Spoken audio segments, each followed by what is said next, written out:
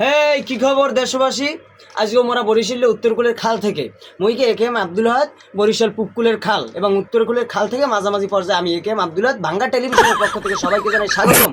বাংলাদেশ আমাদের বাংলাদেশের 16 কোটি মানুষ যে বাংলাদেশের ক্রিকেটকে কতটা ভালোবাসে, যে আবেগ নিয়ে যারা তারা খেলে, এই খেলা নিয়ে আজকে বাংলাদেশের ক্রিকেট নিয়ে আমরা আমাদের সামনে বিশেষ আকর্ষণ হাতুড়ি সিং ওরূপে দালালের সিং ওরূপে বাংলাদেশের একমাত্র ভরাডুবির কারণ আমগো হাতুড়ি সিংয়ের কাকুর আজকে একটু আমরা কি সাক্ষাৎকার বা ওরূপে কি ইন্টারভিউ নেওয়ার চেষ্টা কি হরমু। হ্যাঁ, হাতুড়ি কাকু সে ব্যাটিং এর স্টাইলিং দেখাইতেছে আমাদেরকে, আপনারা খেয়াল করতে পারতে আছেন। হাতুড়ি কাকু অস্তে গিয়া ডাউনে, হাতুড়ি কাকু আমি আপনাকে 3বার অলরেডি ডাকিয়ে এবং বলাইয়া হালাইছি, কিন্তু আপনি সারা শব্দ বা টুটা শব্দ করেন নাই। কি লইগা ও সিংহ আচু সে যেটা বলছে যে সে কি শ্রীলঙ্কার ভাষায় বলবে না বাংলা ভাষায় বলবে, আমি তাকে কোনো সমস্যা নেই। আমি অলরেডি বাংলাদেশের 65টা ভাষা এবং পৃথিবীর 65টা ভাষা আমি বুঝি, এর ভিতরে 1 নম্বর শ্রীলঙ্কা। আপনি বলেন বাংলায় কইয়ে হেলান, বাংলায় নো বাংলায় কইয়ে হেলান, বাংলায় কইলে দর্শকরা একটু বুঝবে কি সুবিধা বা ভালো হইবে নে কোন। এই যে বাংলাদেশের বিশ্বকাপ নিয়ে যে আপনার যে গেলেন আমরা 16 জনের স্কোয়াড 15 জনের স্কোয়াড নিয়ে, সেখানে আমাদের বাংলাদেশের ফুল ভরাডুবি দাঙ্গের তলায় পড়িয়া আমরা বেগাসাগা হয়ে গেলাম। এই দলের ব্যর্থতার কারণটা কী ছিল এবং আপনার পরিকল্পনা কী ছিল, যদি একটু দর্শকের মধ্যে খুললে বুকটা খুললে অন্তরটা দিলটা খুললে কইতেন। আস্তে গিয়ার আপে না ডাউনে কাকু, সে গিয়ার ডাউনে আছে। ক্রিকেট ক্রিকেট ক্রিকেট কি হচ্ছে?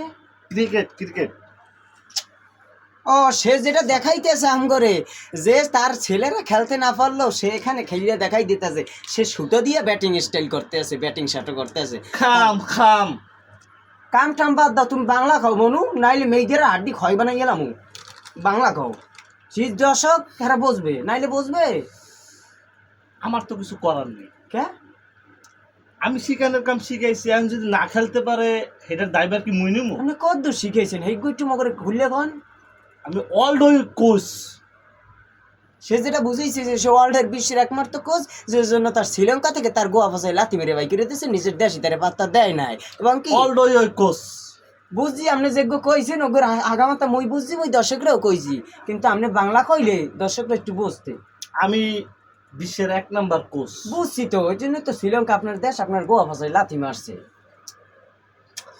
ব্যাপারটা 100% সত্য। সত্য হলো সাক্ষী দুর্বল, আমরা বুঝতে পারছি। আপনি মাখছেন, ভিজে ভিজে শব্দ পাওয়া যায়। আস্তে চশমা পরে ঠিক করেন, প্রশ্ন ইন্টারভিউতে দর্শকরা আসতে আছে, সেখানে আমি যেটা এখন আমি আপনাকে কি করে হেল্প করতে পারি? হেল্পের বিষয় যখন আসছেন এখানে সব জ্ঞানে আসতেছে, আমি মূল বিষয় টপিক নিয়ে আমি আলোচনায় আইতে চাই, দর্শকরা বেশি সময় দেওয়া যাইব না। হ্যাঁ গইলে আমরা বাংলাদেশ বিশ্বকাপ গেছি, দেখছি ওখানে হাতরা সিং লেখা আছে বড় করে, আমরা দেখছি ওটা ফোকাস আছে। হ্যাঁ, যে বাংলাদেশ বিশ্বকাপে গেছে, আমরা প্রথমে শ্রীলঙ্কার সাথে জিতলাম, ভালোভাবে জিতলাম, কিন্তু তারপর আমরা যে একেবারে ভরাডুবি, কারণটা কি মাইকে যাইকে খাতা বলে ছেড়ি মেরিয়ে এলাইলাম, কারণটা কি ছিল এবং এইটার বিষয়ে আপনি কী বলতে চান? সুন্দরবনের যে বাঘ, সে ওখান থেকে অভিশাপ দিতে আছে যে এই বাঘ আমার ছবি ওইখান থেকে বাংলাদেশ জার্সি থেকে চালু করে সরাও, আমি আর থাকতে চাই না, আমার মানিস যেতে বাজে। এটা হচ্ছে ব্যর্থতা। কিসের ব্যর্থতা? আমগো বোর্ডে কোটি কোটি টাকা, আপনার আমরা বেতন দিই মাসে 30 লক্ষ, প্লেয়ারের বেতন দিই, সেখানে আপনাদের ব্যর্থতা কিসের সেটা আমাকে দর্শকরা খুললে বুঝেই হাফ প্যান্ট খুললে কেন? হাফ প্যান্টই করছি। ও ঠিক আছে, তাহলে ফুল প্যান্ট করে না গেল কে? ওটা গেছে যাও, ওটা যাইয়ে ভারত যাও, সমস্যা নেই। আপনার প্রশ্ন ফোকাসে আসেন। আপনি চাটা আছে? চা খাওয়ার কোনো অপশন নাই এখানে, আমি আপনারে সোজা বাংলা ভাষায় ওয়াশ করতে আনছি, দুইয়া পরিষ্কার করে দিব, কোনো সমস্যা নেই। সেটা সেই ওয়াশ না, আমি আপনার বলতে গেলে যেটা বুঝায় সেজ্ঞ করতে আনছি। এটা তো বাংলাদেশ। হ্যাঁ, এখন খেলা খেলাইছি, হুম, ওরা যে কি খেলছে এটা আমি কইতে পারবো। বুঝ যে মাগছে অকুল যে ভাগছে, সে খেলা খেলাইছে কিন্তু ওরা কি খেলছে এগুলো কোচ বলতে পারে না। তারে আমরা 30 লক্ষ টাকা আমগো এই যে জনতার টাকা আমরা কি জন্য দিতেছি আমরা বুঝতে করতেছি না। কিন্তু আরেকটা যেটা গুরুত্বপূর্ণ প্রশ্ন, আপনার কি মান ইজ্জত বলতে এবং আপনার মান সম্মান বলতে কি কিছু নাই? না, নাই। যদি আমার মান ইজ্জত থাকতো, আমার শ্রীলঙ্কারতে আমার দেশের আমার লাঠি দিয়ে বাই করে দিছে, ওইখানেই যেহেতু আমার মান ইজ্জত শেষ হয় নাই, আর এইখানে আমি যাদের সাথে বর্তমানে আছি তাদের তো কাউরই মান ইজ্জত নাই। এখন আমি আপনাকে একটু বুঝাই বলি। বলেন। ধরেন এইখানে আপনার টেলিভিশনের অনেক লোক আছে, ধরেন কাউরই মান ইজ্জত নাই, তাহলে তো আপনারও মান ইজ্জত থাকবে না। আর তাদের সাথে তো আপনার সমঝোতা করে চলতে হইবে। তারা আমাকে 30 লাখ টাকা বেতন দিতেছে, তাদের কথাও তো আমার শুনতে হবে রে ভাই। তাদেরও মান ইজ্জত নাই, আমারও মান ইজ্জত নাই। আর আমার মান ইজ্জত পাহাড় হুমায়ুন না, সারাদিনও যদি আপনি এটা দিয়েও পিডার, আমার মান ইজ্জত আপনি একটুও কমাইতে পারবেন না। এটা হলে আপনি 100% গ্যারেন্টি থাকে। আমি যেটুকু না করে রয়েছি আমার মাসি ঢুকতে পারে, ওই জন্য দর্শক কিছু মনে পারবেন না।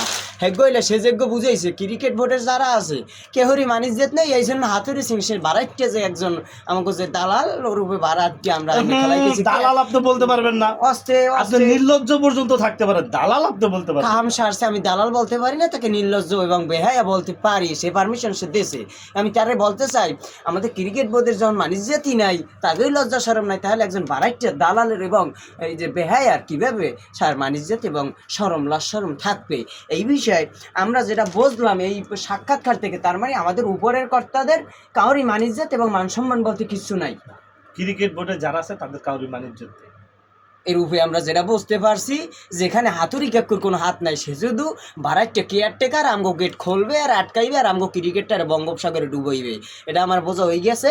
কিন্তু বাংলাদেশের বরাডুবির ব্যর্থতার কোনো উত্তরগুলো আমরা পাই নাই। সেখানে কালো মধ্যে আকাশ ছাইয়া এখন পর্যন্ত রয়েছে, কিন্তু সে আমার উত্তর দেয় নাই। এ বিষয়ে আমরা হয়তো আপনারা দেখতে পারবেন নেক্সট কোনো এক এপিসোডে আমাদের যে বিশ্ব ওসামু এখন বেশি কথা কইলে ওসামু আমি কই দিলাম।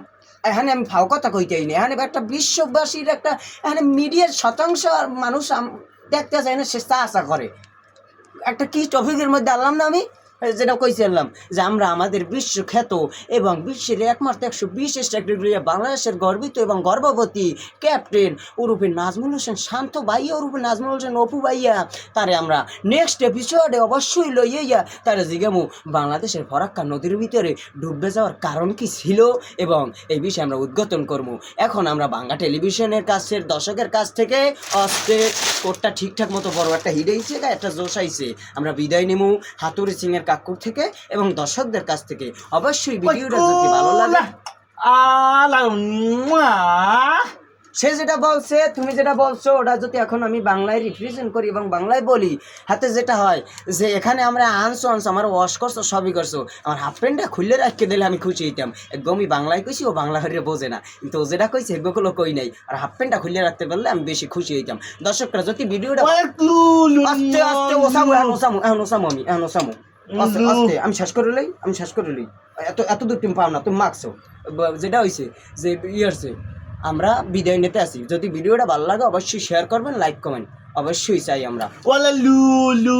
আস্তে দর্শকরা হ্যান্ডসাপ তুমি যাও আমিও যাই, বেশি বাইরে না, হাফ প্যান্ট খুলে রেখে দেয় বাংলাদেশের মানুষ।